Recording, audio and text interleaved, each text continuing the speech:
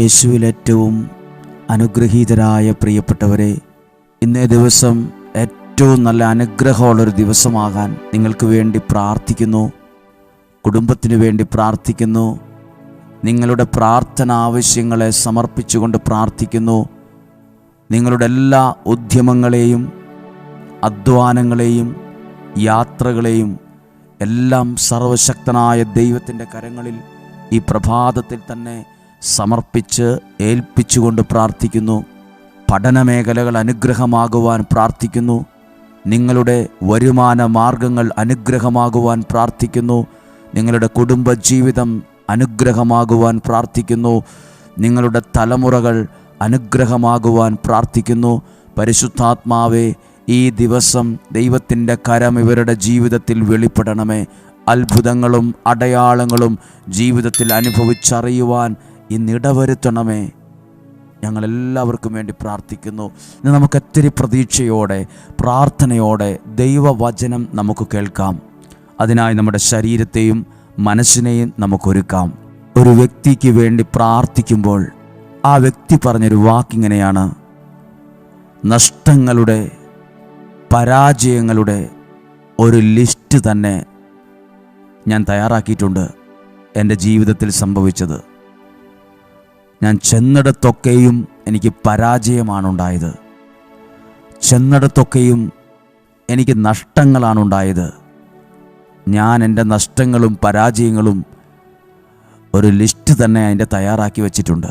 പ്രിയപ്പെട്ടവരെ, ഇതൊരാളുടെ അനുഭവമായിരിക്കത്തില്ല. പലരും ജീവിതത്തിൽ ചിന്തിക്കുന്ന ചില കാര്യങ്ങളാണ്: ഞാൻ ചെന്നിടത്തൊക്കെ പരാജയമായിരുന്നല്ലോ, എനിക്കെന്തുകൊണ്ടാണ് ഒന്ന് രക്ഷപ്പെടാൻ പറ്റാത്തത്? പ്രിയപ്പെട്ടവരെ, നിങ്ങൾ കേൾക്കുന്നത് ദൈവത്തിൻ്റെ വചനമാണ്. ഇത് നിങ്ങളുടെ ജീവിതത്തിൻ്റെ വഴിത്തിരിവിന് കാരണമാകും. നിങ്ങൾ വിശ്വസിക്കാൻ തയ്യാറാകുമ്പോൾ, നിങ്ങൾ പ്രാർത്ഥിക്കാൻ തയ്യാറാകുമ്പോൾ, ഈ വചനത്തെ ഉൾക്കൊള്ളാൻ തയ്യാറാകുമ്പോൾ നിങ്ങളുടെ ജീവിതത്തിലെ പ്രയാസങ്ങൾ മാറാൻ തുടങ്ങും.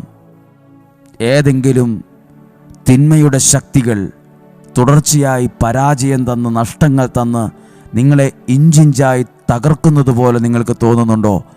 അതിൽ നിന്ന് പരിപൂർണ വിടുതലാണ് ദൈവവചനത്തിലൂടെ സ്വർഗത്തിലെ ദൈവം നിങ്ങളിൽ ചെയ്തുകൊണ്ടിരിക്കുന്നത്.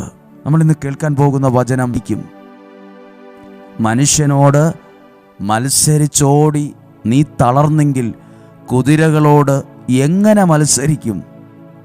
സുരക്ഷിത സ്ഥാനത്ത് കാലിടറുന്നെങ്കിൽ ജോർദാൻ്റെ വനങ്ങളിൽ നീ എന്നാ ചെയ്യും? നീ എന്തു ചെയ്യും? പ്രിയപ്പെട്ടവരെ, ഈ വചനം വായിക്കുമ്പോൾ നമുക്ക് മനസ്സിലാകില്ല ഇതെന്താണ് ഈ വചനത്തിൻ്റെ അർത്ഥമെന്ന്. ജീവിതത്തിൽ മനുഷ്യനോട് മത്സരിച്ചോടി തളർന്നെങ്കിൽ നീ കുതിരകളോട് എങ്ങനെ മത്സരിക്കും എന്ന് പറഞ്ഞാൽ നാം മനസ്സിലാക്കുന്നൊരു കാര്യമാണ്. ഇന്ന് നമ്മുടെ മുമ്പിലുള്ള കുഞ്ഞു പ്രശ്നങ്ങളുടെ പ്രതിസന്ധികളുടെ മുമ്പിൽ നീ തളർന്നു പോയാൽ നീ എങ്ങനെ മുന്നോട്ട് നീങ്ങും? നിനക്കൊരുപാട് കാര്യങ്ങൾ ചെയ്യാനുണ്ട്. നിനക്കൊത്തിരി കാര്യങ്ങൾ നേടിയെടുക്കാനുള്ള വിളിയുണ്ട്. ചില കാര്യങ്ങൾ ചെയ്ത് വിജയിപ്പിക്കാനുള്ള വരം നിന്നിലുണ്ട്. ആ വരവും ആ ദൈവത്തിൻ്റെ വിളിയുമുള്ള നീ ചെറിയ കാര്യത്തിൽ ഡൗൺ ആയിപ്പോയാൽ, ചെറിയ കാര്യത്തിൽ ഡെസ്പായിരുന്നാൽ, ചെറിയ കാര്യത്തിൽ തളർന്നു പോയാൽ നീ അതെങ്ങനെ ശരിയാകും? പലരുടെയും കാര്യങ്ങൾ ജീവിതത്തിലാകും. ചെറിയ പ്രശ്നത്തിൻ്റെ മുമ്പിൽ നീ എങ്ങനെ മത്സരിക്കും? ചെറിയൊരു പ്രശ്നം, ഒരു പ്രതിസന്ധി, ഒരു വെല്ലുവിളി വന്നപ്പോൾ നീ അങ്ങ് തളർന്നെങ്കിൽ അതെങ്ങനെ ശരിയാകും? അത് ശരിയാകത്തില്ല. ഈ പ്രശ്നങ്ങളെ അതിജീവിക്കാനുള്ള ദൈവക്കരുത്ത് നിനക്ക് ദൈവം തരാൻ പോവുകയാണ്. ദൈവത്തിൻ്റെ ശക്തി നിനക്ക് ദൈവം തരാൻ പോവുകയാണ്. ചെറിയ കാര്യങ്ങളിൽ നീ ഇങ്ങനെ തളർന്നാൽ എങ്ങനെ ശരിയാകും? ഈ ചെറിയ പ്രശ്നത്തിൽ നീ വിഷമിച്ചിരുന്നാൽ എങ്ങനെ ശരിയാകും? അവരെന്നോട് മിണ്ടിയില്ല, അവരെനിക്ക് കൈ തന്നില്ല, അവരെന്നെ പരിഗണിച്ചില്ല, അവരെന്നോട് ദേഷ്യപ്പെട്ട് സംസാരിച്ചു. ഇനി ഞാൻ അങ്ങോട്ട് പോകുന്നില്ല, ഇനി ഞാൻ മിണ്ടുന്നില്ല, ഇനി എക്സാമിന് പോകുന്നില്ല, ഇനി ഞാൻ സ്കൂളിൽ പോകുന്നില്ല, കോളേജിൽ പോകുന്നില്ല, ഇനി ഞാൻ ജോലി ചെയ്യുന്നില്ല, ഇനി ഞാൻ അങ്ങനെയൊക്കെ പകരം വീട്ടുന്നവരുണ്ട്. പ്രിയപ്പെട്ടവരെ, ചെറിയ കാര്യങ്ങളിൽ തളർന്നു പോവരുത്. ചെറിയ വിഷയങ്ങളിൽ ചെറിയ ചെറിയ കാര്യങ്ങളിൽ അത്രയും ഡൗൺ ആകരുത്. മനുഷ്യനോട് മത്സരിച്ചോടി തളർന്നെങ്കിൽ നീ കുതിരകളോട് എങ്ങനെ മത്സരിക്കും? നിനക്ക് ഒരുപാട് കാര്യങ്ങൾ നേടിയെടുക്കാനുണ്ട്, ഒരുപാട് കാര്യങ്ങൾ ചെയ്യാനുണ്ട്, ഒത്തിരി കാര്യങ്ങൾ ചെയ്ത് വിജയിപ്പിക്കാനുള്ള, രക്ഷിക്കാനുള്ള, അനേകരെ കൈപിടിച്ച് രക്ഷിക്കാനുള്ള ഒരു ദൈവവിളി നിന്നിലുണ്ട്, ഒരു വരം നിന്നിലുണ്ട്. ചെറിയ കാര്യങ്ങളിൽ തളർന്നു പോയാൽ എങ്ങനെ അത് നേടിയെടുക്കാൻ കഴിയും? ചെറിയ പ്രശ്നത്തിൽ നീ ഇങ്ങനെ ഡൗൺ ആയാൽ എന്താ ചെയ്യുക? നമ്മളോട് ചിലർ അങ്ങനെ ചോദിക്കാറില്ലേ, എടാ ഇത്രയും ചെറിയ പ്രശ്നത്തിൽ നീ തളർന്നു പോയാൽ നീ എങ്ങനെ മുന്നോട്ട് ജീവിക്കും? അടുത്ത വാക്യം ഇങ്ങനെയാണ്: സുരക്ഷിത സ്ഥാനത്ത്, ഒരു കുഴപ്പമില്ലാത്ത സ്ഥലത്ത്, വലിയ പ്രതിസന്ധിയൊന്നും ഇല്ലാത്ത സ്ഥലത്ത് കാലിടർന്നെങ്കിൽ ജോർദാന്റെ വനങ്ങളിൽ നീ എന്നാ ചെയ്യും? നിനക്ക് നിന്റെ മുമ്പിൽ ഒത്തിരി കാര്യങ്ങൾ ചെയ്യാനുണ്ട്. പ്രതിസന്ധികളെ ഫേസ് ചെയ്യണം, വെല്ലുവിളികളെ ഫേസ് ചെയ്യണം, ദൈവത്തെ കൂട്ടുപിടിച്ചുകൊണ്ട് പ്രാർത്ഥനയിൽ മുന്നോട്ട് നീങ്ങണം. എനിക്കറിയാവുന്ന ഒരാൾ, അദ്ദേഹം എന്തു പ്രയാസങ്ങൾ വരുമ്പോഴും അദ്ദേഹം മുറിയിലേക്ക് പോയി ദൈവത്തിൻ്റെ വചനം കയ്യിലെടുത്ത് കുറച്ചു നേരം അത് വായിക്കും. എന്നിട്ട് സടകുടഞ്ഞെഴുന്നേൽക്കുന്ന സിംഹത്തെ പോലെ അദ്ദേഹം സാധാരണ പോലെ ജീവിതത്തിലേക്ക് കയറി വരും. ദൈവത്തിൻ്റെ വചനം ജീവൻ തരുന്നതാണ്, ശക്തി തരുന്നതാണ്, ബലം തരുന്നതാണ്. മറന്നു പോവരുത്. നിങ്ങൾ കേൾക്കുന്ന ഈ വചനം ഉണ്ടല്ലോ, അത് ചിലപ്പോൾ പിശാച് നിങ്ങളെ ഇഞ്ചിഞ്ചായി താർത്തുകൊണ്ടിരിക്കുന്ന ഒരു ജീവിതമായിരിക്കും, കുടുംബമായിരിക്കും. അതിനെ തകർത്ത് നിങ്ങൾ സടകുടഞ്ഞെഴുന്നേൽക്കും. നിങ്ങൾ പുറത്തു വരും. ചെറിയ പ്രശ്നത്തിൽ ഡൗൺ ആകരുത്. ചെറിയ പ്രശ്നത്തിൽ ഇനി ജീവിക്കുന്നില്ല എന്ന പൊട്ട തീരുമാനങ്ങൾ എടുക്കരുത്. ഒത്തിരി കാര്യങ്ങൾ നിനക്ക് ചെയ്യാനുണ്ട്. നിനക്കൊരുപാട് കാര്യങ്ങൾ ചെയ്ത് നേടിയെടുക്കാനുണ്ട്. നിന്നെ നോക്കിയാ പറയുന്നത്, ചെറിയ പ്രശ്നങ്ങൾ, ചെറിയ പ്രതിസന്ധികളിൽ നീ തളർന്നു പോവല്ല്, നിന്റെ കുടുംബം തളർന്നു പോകല്. അവരിങ്ങനെ പറഞ്ഞു, അവരിങ്ങനെ ചിന്തിക്കുന്നത്, അവർ ഞങ്ങളെ മൈൻഡ് ചെയ്തില്ല, എല്ലാവരും ഞങ്ങളെ ഒറ്റപ്പെടുത്തുന്നു. തളർന്നു പോവരുത്. ചില കാര്യങ്ങൾ ചെയ്ത് വിജയിപ്പിക്കാനുള്ള ദൈവവരം നിന്നിലുണ്ട്. ഇങ്ങനെ രോഗം വന്നു, ഇങ്ങനെ ഒരു പ്രതിസന്ധി വന്നു, എന്നാൽ പോയി മരിച്ചാലോ? അങ്ങനെ ചിന്തിക്കരുത്. വലിയ കാര്യങ്ങൾ നിനക്ക് ചെയ്യാനുണ്ട്. നിന്റെ കാലുകൾ ഇടറാൻ പാടില്ല. നീ ഭയപ്പെട്ട് ഓടാൻ പാടില്ല. ദൈവം നിന്റെ കൂടെയുണ്ട്. ദൈവം നിന്റെ കുടുംബത്തോട് കൂടെയുണ്ട്. ദൈവം നിന്റെ കാലുകൾക്ക് ബലം തരും. നിന്റെ ആരോഗ്യം അനുഗ്രഹമാകും. നിന്റെ കുടുംബം അനുഗ്രഹമാകും. നിന്റെ ജീവിതം ഭംഗിയുള്ളതായി മാറും. ഹല്ലേലൂയ. അങ്ങനെയെങ്കിൽ പ്രാർത്ഥിക്കാൻ പോവുകയാണ്. ഇന്ന് ഈ വചനത്തിലൂടെ പ്രാർത്ഥിക്കുന്നു. അതോടൊരു കാര്യം, ഈ വെള്ളിയാഴ്ച ആദ്യ വെള്ളിയാഴ്ചയാണ്. ധാരാളം ആളുകൾ ദൂരെ നിന്നും സമീപത്തു നിന്നും വരുന്ന് പ്രാർത്ഥിക്കുന്നുണ്ട്. നിങ്ങൾക്കും വരാൻ മനസ്സിലൊരാഗ്രഹമുണ്ടെങ്കിൽ വന്ന് പ്രാർത്ഥിക്കാം. നിങ്ങൾക്ക് വേണ്ടി ഞങ്ങളും പ്രാർത്ഥിക്കുന്നു. അതോടൊപ്പം വ്യാഴാഴ്ച വൈകുന്നേരം തന്നെ പ്രാർത്ഥനകൾ ആരംഭിക്കും.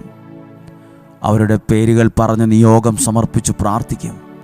അതൊത്തിരി അനുഗ്രഹമാകുന്നുണ്ട്. ഈ കാലഘട്ടത്തിൽ നന്ദി പറയുന്നു ഈ ഒരു അനുഗ്രഹമുള്ള ശുശ്രൂഷകളെ ദൈവം ഏൽപ്പിച്ചതിന്. നമ്മളിലൂടെ കഴിഞ്ഞ മാസം കേട്ടതിനേക്കാൾ ഒരു 5 പേരെങ്കിലും കൂടുതൽ വചനം കേൾക്കാനിടയാകട്ടെ. വചനം നിങ്ങളെപ്പോഴും ശ്രദ്ധിക്കണം. ആ വചനം നിങ്ങൾക്ക് അനുഗ്രഹമായതിനേക്കാൾ കൂടുതൽ അനുഗ്രഹമാകും ചിലപ്പോൾ വേറൊരാൾക്ക്. ചിലപ്പോൾ ആ വചനം എൻ്റെ ഉള്ളിൽ അത്ഭുതം ചെയ്തേക്കാൾ വലിയൊരു അത്ഭുതമായിരിക്കും അപ്പുറത്തൊരു വ്യക്തിയിൽ ചെയ്യുന്നത്. നമ്മൾ വേണം അനുഗ്രഹത്തിൻ്റെയും അത്ഭുതത്തിൻ്റെയും വാതിൽ തുറന്നു കൊടുക്കാൻ. അതിലൂടെ അനേകർ രക്ഷപ്പെടുമെങ്കിൽ, നമ്മുടെ ജീവിതം ഒരു നിമിത്തമായി മാറിയെങ്കിൽ അതൊരു അനുഗ്രഹമല്ലേ? പ്രാർത്ഥിക്കാൻ ഭാഗ്യവും സമയവും അവസരവും എല്ലാം ഉണ്ടാകട്ടെ. നിങ്ങളിലൂടെ ഇന്നുവരെ ഈ വചനം അറിഞ്ഞിട്ടില്ലാത്ത ഒരു 10 പേരെങ്കിലും കൂടുതലായി ഓരോ വ്യക്തിയിലൂടെ വചനം അറിയാൻ ഇടവരട്ടെ. നമ്മൾ ചിന്തിക്കുന്നതിനപ്പുറമായി ഈ വചനം അനുഗ്രഹമായി മാറുന്നുണ്ട്. നമ്മൾ ചിന്തിക്കുന്നതിനപ്പുറമായി ഈ വചനം അനേകർക്ക് അത്ഭുതമായി മാറുന്നുണ്ട്. അനേകർക്കത് സൗഖ്യമായി നന്മയായി മാറുന്നുണ്ട്. നിങ്ങൾ ഓരോരുത്തരിലൂടെയുമാണ് കർത്താവ് ശുശ്രൂഷ ചെയ്തുകൊണ്ടിരിക്കുന്നത്. എന്നിലൂടെ മാത്രമല്ല. നമ്മളെല്ലാവരും ഉപകരണമാണ്. നിങ്ങളിലൂടെ, അനേകരിലൂടെ, നിങ്ങൾ ഓരോരുത്തരും ദൈവത്തിൻ്റെ നിയോഗത്തിൽ നിൽക്കുന്നവരായി മാറുകയാണിപ്പോൾ. സ്വർഗത്തിൽ ദൈവം എല്ലാ നന്മകളും നമുക്ക് നൽകട്ടെ. നിങ്ങൾക്ക് വേണ്ടി പ്രാർത്ഥിക്കുന്നു. ഈ ദിവസം നിങ്ങൾക്ക് വേണ്ടി പ്രാർത്ഥിക്കുന്നു.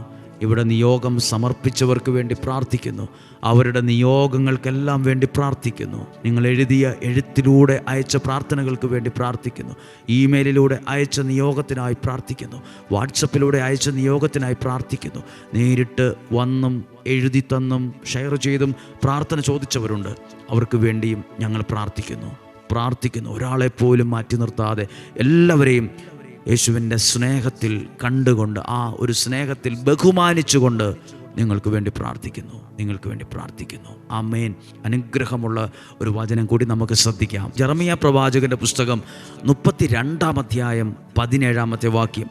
ശക്തമായ കരം നീട്ടി ഇതിന്ന് നടക്കും. ദൈവം തൻ്റെ ശക്തമായ കരം നീട്ടി നിങ്ങളെ തൊടും.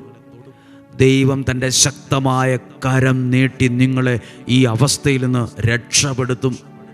ദൈവം ശക്തമായ കരം നീട്ടി ആ വലിയ പ്രശ്നം മഞ്ഞുപോലെ ഉരുക്കാൻ തുടങ്ങും. ദൈവം തൻ്റെ ശക്തമായ കരം നീട്ടി, അയ്യോ ഈ പ്രശ്നം എങ്ങനെ പരിഹരിക്കും, ഈ പ്രതിസന്ധി എങ്ങനെ മാറും, ഞാനിതിൽ കുടുങ്ങിപ്പോകുമോ, അത് അത്ഭുതം കാണാൻ അതിനകത്ത് ദൈവത്തിൻ്റെ ശക്തമായ കരം വന്ന് തൊട്ടത് കാണാനിടവരും, അറിയാനിടവരും. അതായിരിക്കും നാളത്തെ ടെസ്റ്റ് മണി, സാക്ഷ്യം. ദൈവം തൻ്റെ ശക്തമായ കരം നീട്ടി ആകാശവും ഭൂമിയും സൃഷ്ടിച്ചത്. 18-ാമത്തെ വാക്യം. ഒന്നും അങ്ങേക്ക് അസാധ്യമല്ല എന്ന് പറഞ്ഞാൽ ദൈവത്തിന് എല്ലാം സാധ്യമാണ്. വിശ്വാസത്തോടെ ഒന്ന് പറഞ്ഞേ, എൻ്റെ പ്രയാസങ്ങൾ, എൻ്റെ നിയോഗത്തെ നോക്കിയിട്ട് പറ, എൻ്റെ പ്രാർത്ഥനയെ നോക്കിയിട്ട് പറ, ഞാൻ എന്തു ചെയ്യുമെന്ന് ആലോചിക്കുന്ന വിഷയത്തെ നോക്കിയിട്ട് പറ, ആ രോഗ സാഹചര്യത്തെ, ഡോക്ടർ പറഞ്ഞ സാഹചര്യം, ആ മെഡിക്കൽ റിപ്പോർട്ട്, ആ സാമ്പത്തിക ഭാരം, ആ കടഭാരം, ആ ജപ്തി, ഇതെല്ലാം നോക്കിയിട്ട് പറ, ഇതിൽ നിന്നൊക്കെ രക്ഷപ്പെടുത്താൻ എൻ്റെ ദൈവത്തിന് സാധിക്കും. ദൈവത്തിന് എല്ലാ കാര്യവും സാധ്യമാണ്. ദൈവം തൻ്റെ ശക്തമായ കരം നീട്ടും എനിക്ക് വേണ്ടി. ദൈവം തൻ്റെ ശക്തമായ കരം എൻ്റെ കുഞ്ഞുങ്ങൾക്ക് വേണ്ടി നീട്ടും. ദൈവം തൻ്റെ ശക്തമായ കരം എൻ്റെ കുടുംബത്തിന് നേരെ നീട്ടും. അത് അത്ഭുതങ്ങളെ സൃഷ്ടിക്കും. ഹല്ലേലൂയ. ദൈവം തൻ്റെ ശക്തമായ കരം നീട്ടും. അപ്പോഴാണ് അത്ഭുതങ്ങൾ സംഭവിക്കുന്നത്. അസാധ്യ കാര്യങ്ങൾ, നമുക്ക് ചില കാര്യങ്ങൾ കാണുമ്പോൾ നമ്മുടെ ബുദ്ധിയിൽ നമുക്ക് തോന്നും ഇതൊന്നും നടക്കാൻ പോകുന്നില്ലെന്ന്.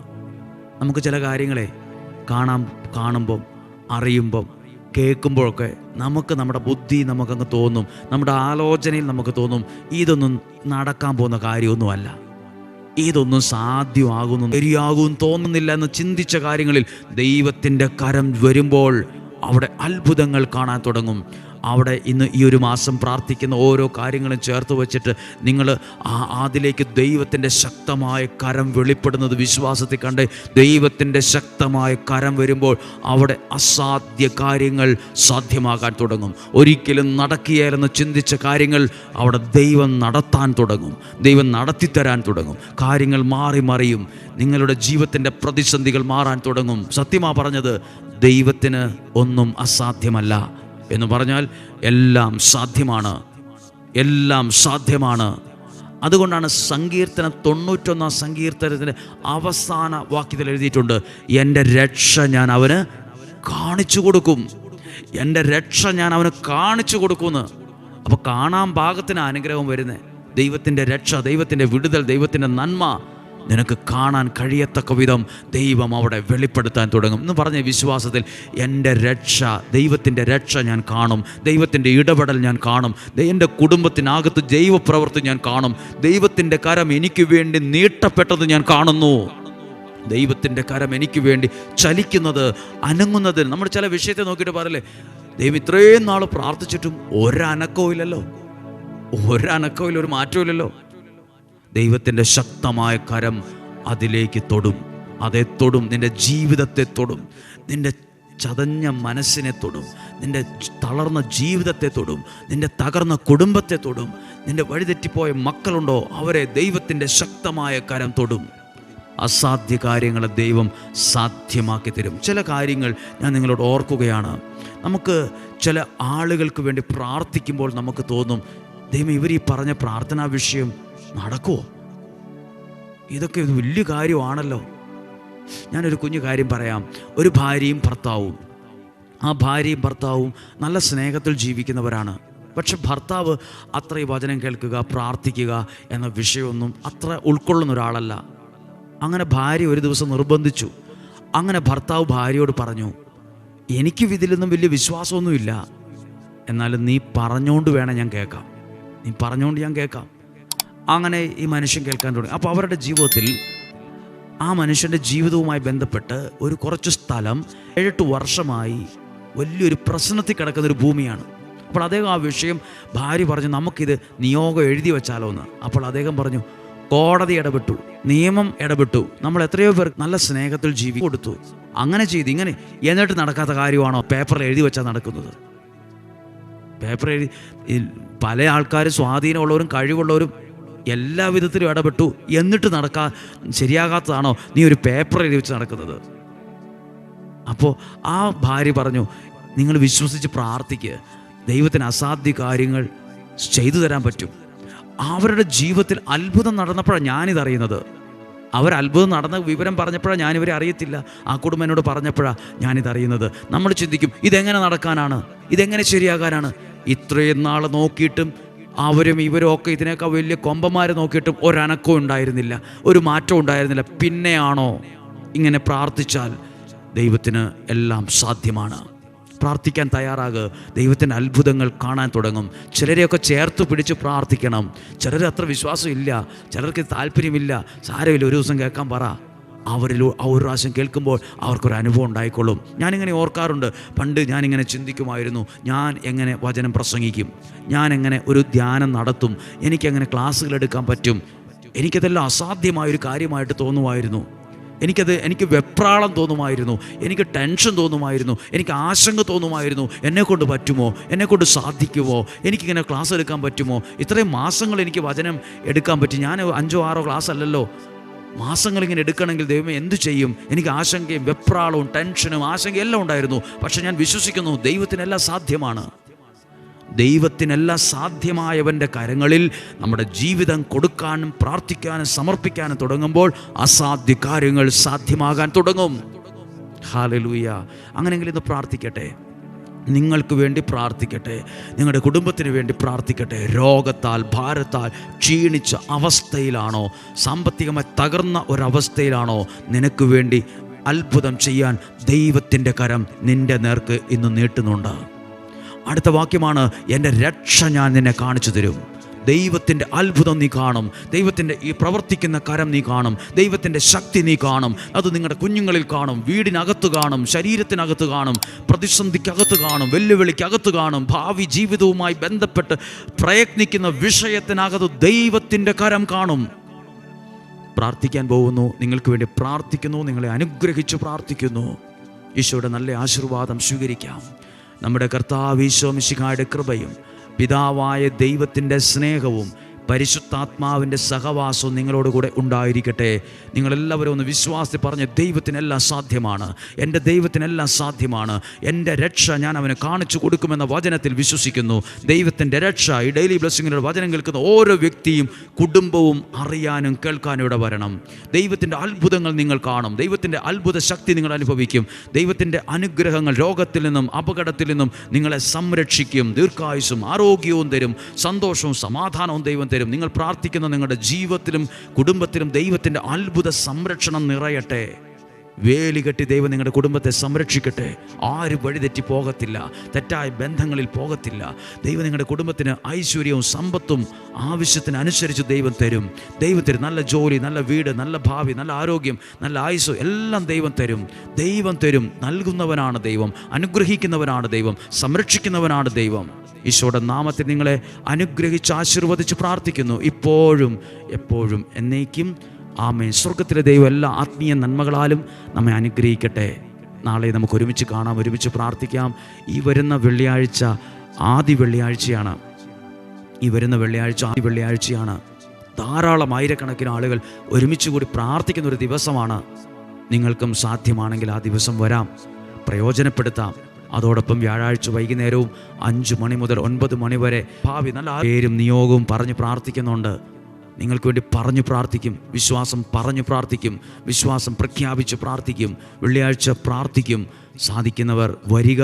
ദൂരെ നിന്നുള്ളവർക്ക് ബസ് സൗകര്യങ്ങളുണ്ട്, സാഹചര്യങ്ങളുണ്ട്. സമയം പ്രയോജനപ്പെടുത്താം. എല്ലാവരെയും സ്വാഗതം ചെയ്യുന്നു. സന്തോഷത്തോടെ ആയിരിക്കാം. നാളെ നമുക്ക് 5:30 ഒരുമിച്ച് കാണാം. ദൈവം നിങ്ങളെ സഹായിക്കട്ടെ.